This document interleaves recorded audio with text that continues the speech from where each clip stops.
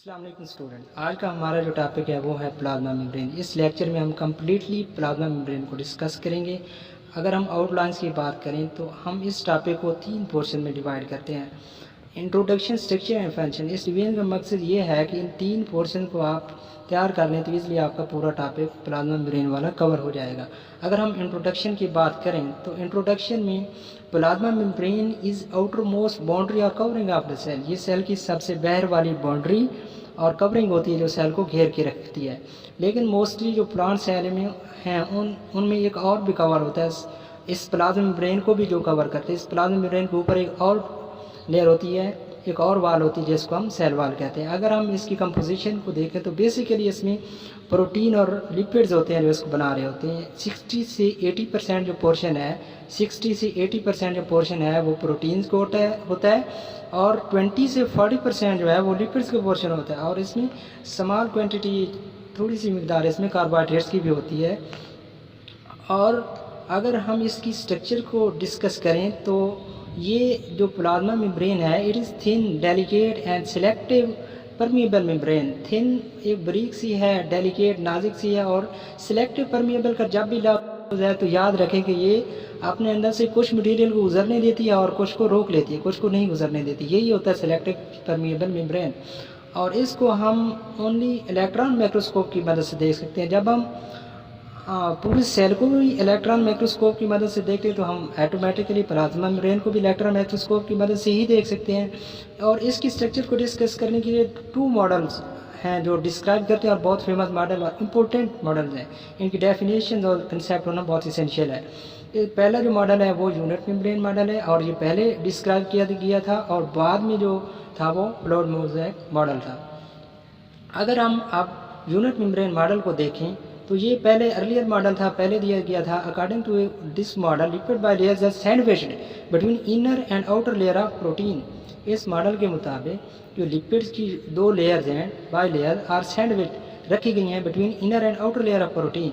ये जो स्ट्रक्चर्स को आप अगर देखें तो इसमें जो आउटर ये ग्रीन है ये भी प्रोटीन की लेयर है और नीचे जो है ये भी प्रोटीन की लेयर है। ये ऊपर और नीचे ग्रीन जो प्रोटीन की लेयर है, इनके अंदर ये लाइट ब्राउन जो ऊपर और नीचे लिपिड बाय लेयर हैं, ये दोनों प्रोटीन की ग्रीन लेयर के अंदर रखी हुई हैं। बस यही जो मॉडल है, यही जिसने बयान किया था उसी मॉडल को तो यूनिट मेम्ब्रेन मॉडल कहते हैं। मतलब लिपिड बाय लेयर्स, लिपिड्स की जो बाय लेयर्स हैं ये 2 प्रोटीन की जो ग्रीन लेयर है इनके अंदर सैंडविच्ड हैं बस। और लेटर ऑन बाद में जो मॉडर्न टेक्नोलॉजी के ज़रिए, जो फ्लूइड मोज़ेक मॉडल के ज़रिए दोबारा इसको ऑब्ज़र्व किया गया तो फिर ये रिजेक्ट किया गया था यूनिट मेम्ब्रेन मॉडल, जो कि आगे हम फ्लूइड मोज़ेक मॉडल में देख लेंगे। अगर हम फ्लूइड मोज़ेक मॉडल को देखें तो इस मॉडल के मुताबिक जो protein layer are not continuous and are not confined to the surface of membrane but are embedded in lipid layers in a mosaic manner. मतलब ये है कि जो प्रोटीन्स की लेयर्स थी जो हमने पिछली स्लाइड में देखा है, ऊपर भी प्रोटीन की ग्रीन जो है कंटिन्यूस एक लेयर है और नीचे भी है। ये लेयर्स नहीं होती।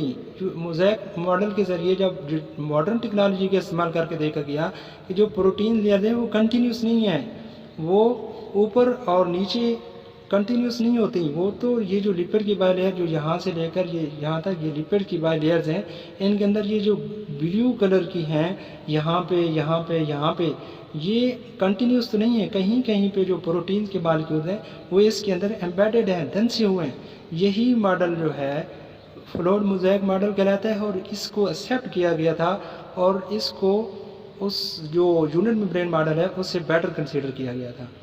अगर हम इस प्लाज्मा मेम्ब्रेन के फंक्शंस को देखें जो कि हमारे लेक्चर का लास्ट पोर्शन था, तो प्लाज्मा मेम्ब्रेन है ये transportation of selective material in and out of the cell. ये इसकी फंक्शंस को हम जब देखें तो ये ट्रांसपोर्ट करती है सिलेक्टिव मटेरियल को in and out of the cell, cell के अंदर और बाहर सिलेक्टिव मटेरियल को ट्रांसपोर्ट करती है। ये अलाउ करती है कुछ मटेरियल की एंट्री को और उनको बाहर जाने को। ये प्लाज्मा मेम्ब्रेन है जो अंदर और बाहर ट्रांसपोर्ट करा रही होती है और ये सेल को कवर करती है, तो ये मेंटेन करती है शेप ऑफ द सेल और take in material by infolding itself called endocytosis.